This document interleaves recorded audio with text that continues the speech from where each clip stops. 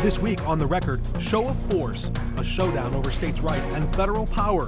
What has President Trump calling to jail Illinois Governor J.B. Pritzker? Come and get me.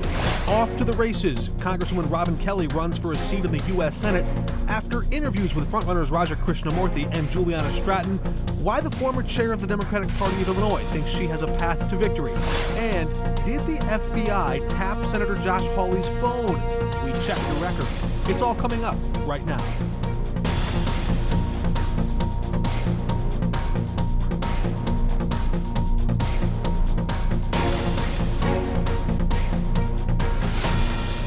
Welcome to The Record. I'm Mark Maxwell. We begin with an unusual question and a sobering answer.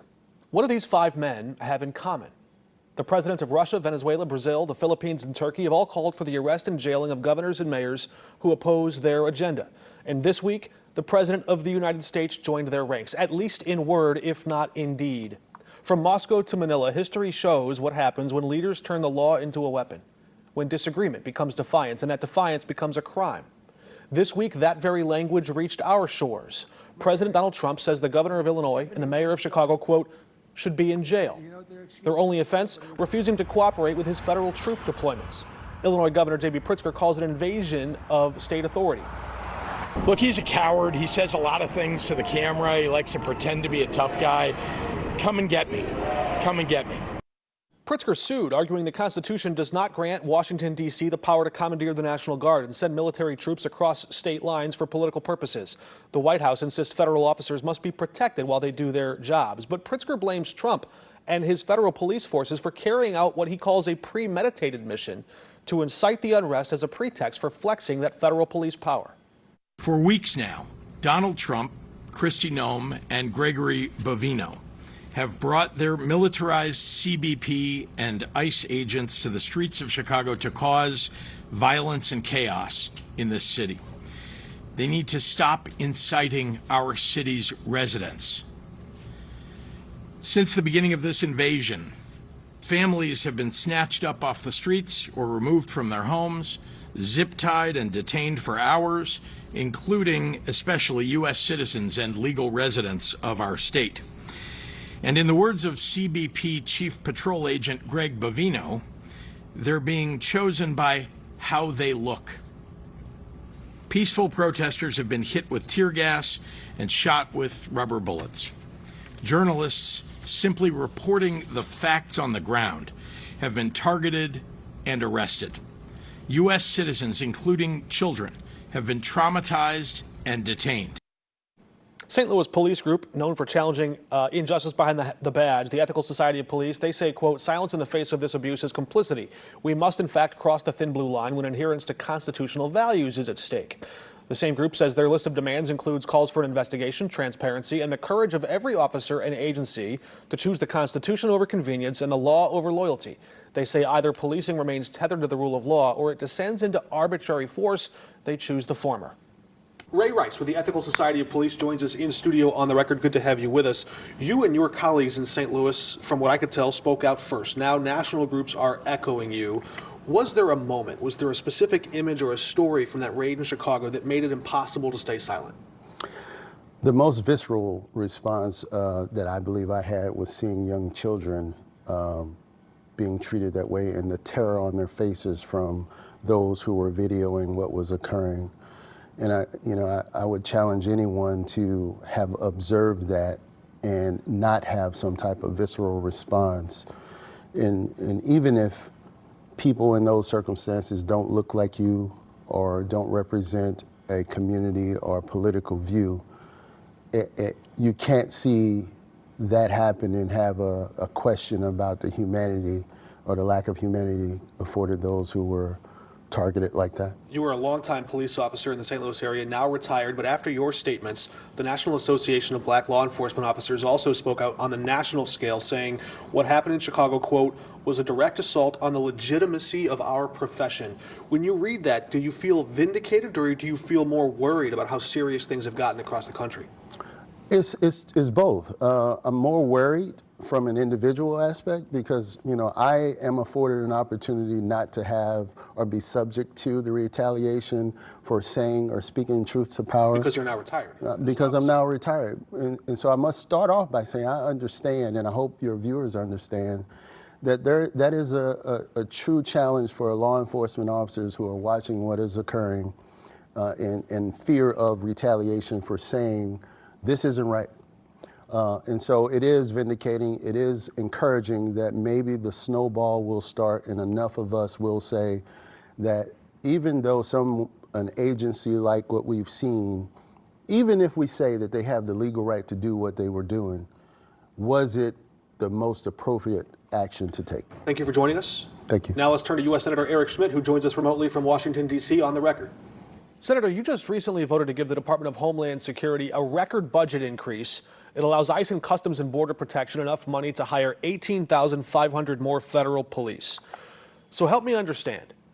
If that kind of additional manpower isn't enough to secure order, then what's the justification for federalizing the National Guard against a state's will? Well, because what ICE is doing, first of all, we also provided money for more detention beds, because part of the challenge with immigration enforcement is we didn't have enough places before they were actually deported. So there's more money for detention beds too, which is part of the solution. But clearly the National Guard can be mobilized to protect federal assets to let the ICE agents actually do their job. So they're doing two different things. The ICE agents are actually upholding and enforcing federal immigration law. And if those federal facilities and federal agents are under attack like they are in places like Chicago and Portland, the National Guard will help secure those facilities so the ICE agents can do their jobs. Now, do I wish that was unnecessary? Of course. But when you see the violent protesters that are out there effectively firebombing and throwing Molotov cocktails at ICE agents, it's necessary. When you were Attorney General here, you vigorously defended Missouri's state sovereignty. You argued in favor of the Second Amendment Preservation Act, which would have penalized local or federal police if they tried to enforce federal gun laws here. So I'm curious, just to measure for your consistency, would you defend Illinois' right to draw that same line on immigration laws? Well, what they're doing is patently illegal. So federal law requires information sharing among locals with federal agents as it relates to immigration law. So if we're talking about the specific example, Chicago or the mayor making some declaration, or what a sanctuary city might say is that we're not going to cooperate with federal law enforcement, that's illegal. You can't do that. So the ICE agents are there to do their jobs. They have families. I think the left wants to, they want to dox these guys. They're assaulting these officers. They're spitting on them. I just don't think there's any place for that. And so I think they ought to be able to do their job in an orderly way. And so I applaud President Trump. I wish J.B. Pritzker loved Chicago as much as he hates President Trump, but evidently that's not the case. Do you think that ICE agents and Customs and Border Protection have been doing their jobs in an orderly way? Yeah, they're trying. I mean, they're being blocked off and barricaded by radicals. And the other thing that's worth mentioning, Mark, like deportations are nothing new. Like Bill Clinton deported 12 million people. The difference is the radical left at this point is dominating the conversation for Democrats. It's the same reason, by the way, we're in a government shutdown. The Republicans have offered a clean funding bill that the Democrats are opposing, principally because their radical base is demanding they do it and fight Trump. They're more interested in grandstanding than governing.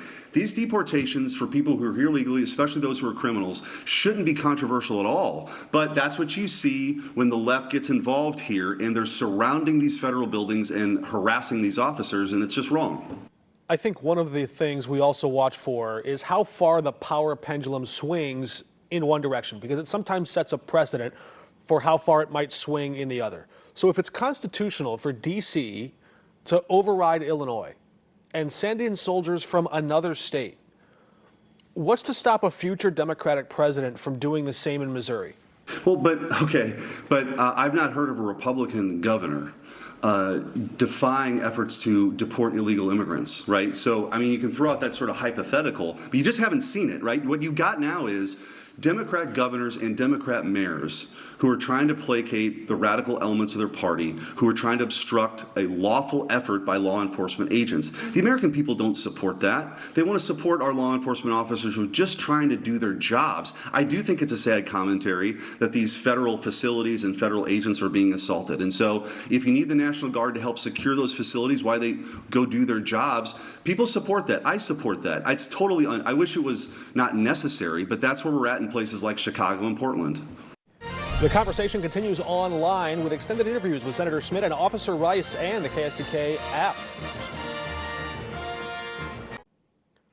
American courts, judges, and federal law enforcement all answer to one powerful panel in the U.S. Senate, and 3 of the 4 U.S. senators from Illinois and Missouri sit on the Judiciary Committee. That was center stage for some of the nation's most heated debate and intense interrogations this week, even if those questions yielded very little in the way of answers. Were you consulted by the White House before they deployed National Guard troops to cities in the United States? I am not going to discuss any internal conversations with the White House. You won't even say whether you talked to the White House about this? I am not going to discuss any internal conversations with the White House with you, Ranking Member. I noticed that. What's the secret? Why do you want to keep this secret? The American people don't know the rationale behind the deployment of National Guard troops in my state. I wish you loved Chicago as much as you hate President Trump. And currently, the National Guard are on the way to Chicago. You're sitting here grilling me, and they're on their way to Chicago to keep your state safe. Madam Attorney General, it's my job to grill you.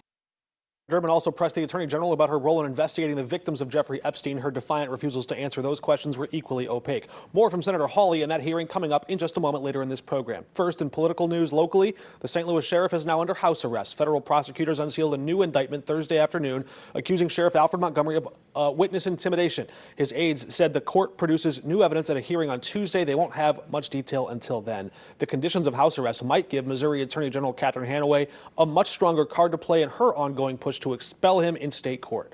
On to the race to replace Dick Durbin. One woman says she can keep the price tag on your medicine cabinet low. Congresswoman Robin Kelly joins us on the record next. Congresswoman Robin Kelly says she has what it takes to replace Dick Durbin in the U.S. Senate. We continue our coverage of that heated, high-stakes Illinois Senate primary with this conversation with Congresswoman Kelly earlier in the week. I'm sure if I were to ask you who's to blame for shutting down the government, you'd say the Republicans. But 6-7 months ago, Democrats made a very different calculation. They said, we can't go there. Senator Durbin, the guy you're trying to replace, said, I've never voted for a shutdown and I want to avoid it at all costs. So why, in your estimation, are Democrats making a different calculation this time around? I think we're making a different calculation because we see we can't trust them. We can't trust, things they've agreed to, like right now, things that have been passed into law, agreements. They're pulling back on those things, whether it's community violence intervention programs, environmental programs. As you see, they're trying to, Democratic states, Democratic cities, pause on infrastructure. And, the health care, they're giving permanent tax cuts to billionaires, but won't tell us that they're going to give tax cuts to people on the Affordable Care Act. It's just the trust seems to be gone. Correct me if I'm wrong. It seems like from my read, the courts have by and large said that the president does have discretion to cut foreign spending in many cases, even when Congress has approved it previous. But what about domestic? Is it even legal for the president to cancel a promise that a prior Congress already made? We don't believe it's legal that he can do that. And, thank God for the AGs that are fighting and the courts and the judges that are not afraid to make the right decision. But to him, it doesn't matter what's legal. He's still pushing forward. Should a Democratic president use that same leverage and power in the future? I'm a fair person. I want to do what's fair no matter who's in office, Democrat or Republican, even though I know a lot of people feel the Democrats need to stop bringing a butter knife to the fight. And people feel, and feedback that I get, that we do that too much. But we need to go back to doing what's fair and what's right. But right now, we're definitely fighting fire with fire. Let's shift a bit to local politics and some of the different inter-party drama, if I can call it that. Emily's List just made kind of a rare move, endorsing your opponent, Juliana Stratton, even though from what I can tell, you have a 100% pro-choice voting record. If Emily's List says that this race is about who can fight hardest for abortion rights. Why isn't that you? That's a good question that you can ask them. I'm not only me, my colleagues are amazed that they made a decision in this race. I have supported Emily's List. I used to meet with them every other week because I was the chair of Women's Lead, raising money for women running for Congress. So I don't know why they did what they did. I don't understand it, and a lot of people don't understand it. Does it signify some sort of internal pressure coming from the Pritzker camp? Could be. Could be. Illinois Democrats are talking right now about affordability, groceries, gas, rent. What is the single biggest step that you've taken so far to make life more affordable? And how does your stance on that affordability question differ from Raja Krishnamurthy and Juliana Stratton? Actually, I don't really know what their stances are. I just know that I'm on the committee. I'm on the healthcare subcommittee. I'm on energy and commerce.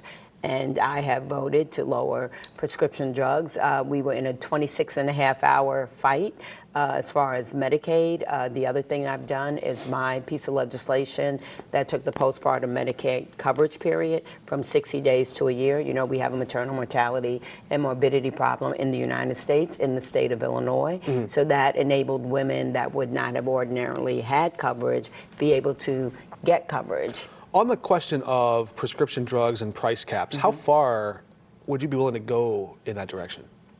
What do you mean? Do we need to Well, I have think more that the price caps drugs? only applied to insulin and a few other Right, ancillary no, drugs. oh, no, how far in the spectrum, how far in the medicine closet are you willing to go? No, we definitely want to go further to make prescription drugs cheaper. It's a little difficult now just because of you have to have the right people at the table at the same time voting on these bills. But no, we've talked about going further. As a economic matter, do price controls work?